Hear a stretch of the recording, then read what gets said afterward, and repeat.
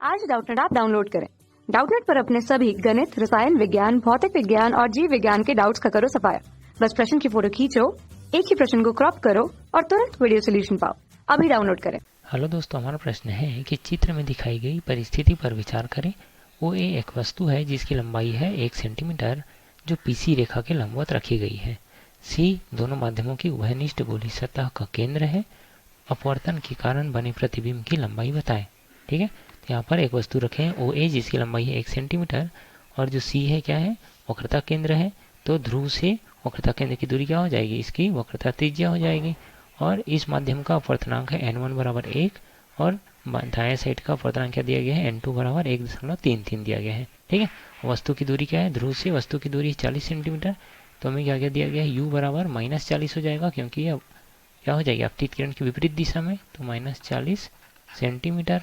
ठीक है, और वक्रता त्रिज्या क्या हो जाएगी, ध्रुव से वक्रता केंद्र की दूरी, तो r बराबर 20 सेंटीमीटर। ठीक है, और वस्तु की दूरी, वस्तु की ऊंचाई कितनी दी गई है, h लिख सकते हैं इसको। ठीक है, या तो फिर हम क्या लिखते हैं इसको, ऑब्जेक्ट, तो O या फिर h।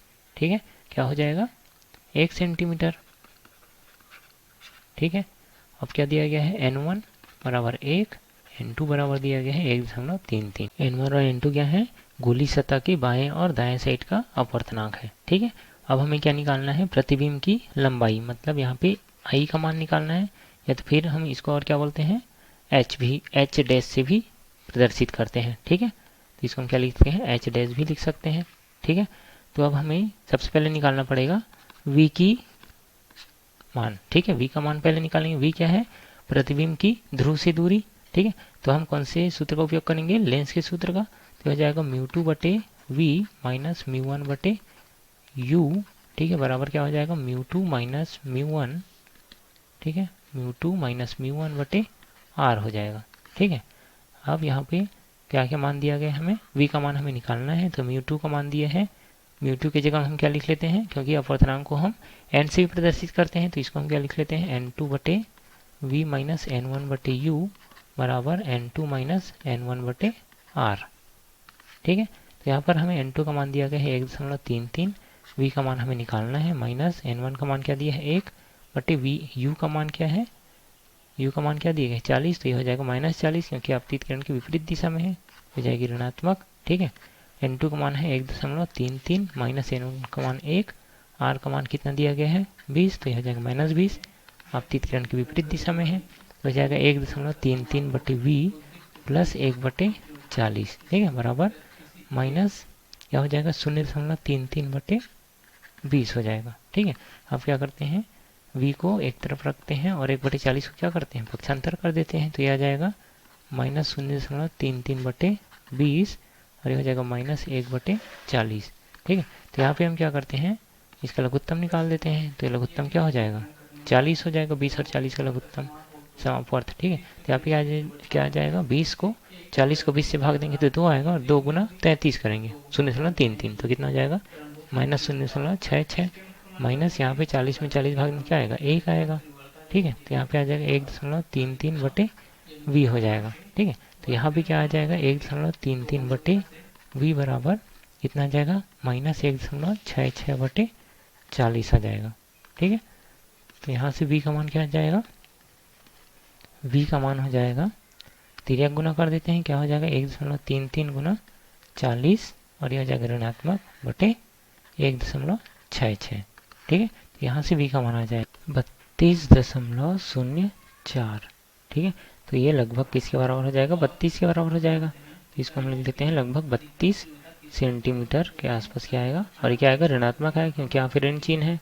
ठीक है, तो यह आ जाएगा -32 सेंटीमीटर। ठीक है, अब यहाँ पर देखिए जो v का मान है वो क्या है, ऋणात्मक है, इसका मतलब ये है कि आपतित किरण के विपरीत दिशा में है, मतलब यह जो गोली सतह दिया गया है उसके बाईं ओर बनेगा। ठीक है, इसलिए यह ऋणात्मक बना है।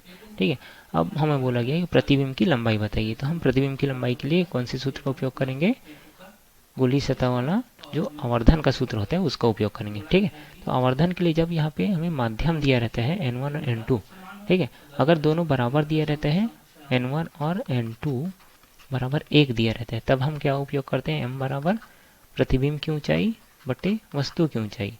और एक और सूत्र कौन सा होता है, ये होता है v बटे u, मतलब ध्रुव से वस्तु की दूरी, प्रतिबिंब की दूरी बटे ध्रुव से वस्तु की दूरी। ठीक है, परंतु जब यहाँ पे जो अपवर्तनांक का जो मान है वो अलग अलग दिया हो, ठीक है, n1 not equal to n2 हो, ठीक है, दोनों अलग अलग हो, तो हम आवर्धन के इस सूत्र का उपयोग नहीं करते। हम कौन से सूत्र का उपयोग करेंगे, m बराबर ये हो जाएगा I बटे O, प्रतिबिंब की ऊंचाई बटे वस्तु की ऊंचाई बराबर हो जाएगा r माइनस v बटे r माइनस u। ठीक है, एक और सूत्र है, हो जाएगा v गुना μ1 बटे u गुना μ2। ठीक है, तो हम इन दोनों सूत्र का उपयोग करके किसका मान निकालेंगे, प्रतिबिंब की ऊंचाई का मान निकालेंगे।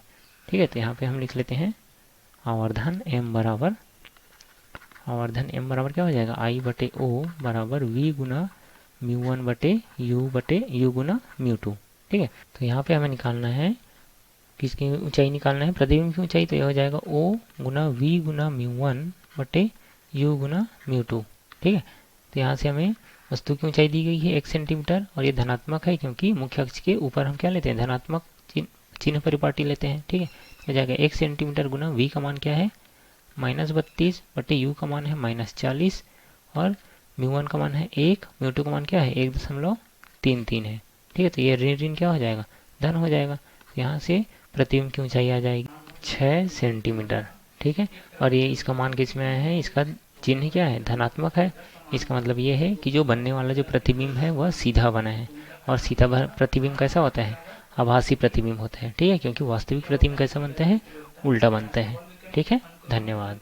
कक्षा 6वीं से 12वीं से लेकर नीट, IIT, JEE वो एडवांस के लेवल तक 1 करोड़ से ज्यादा छात्रों का भरोसा। आज ही डाउनलोड करें डाउटनेट ऐप या व्हाट्सएप करें अपने सारे डाउट्स 8400 400 400 पर।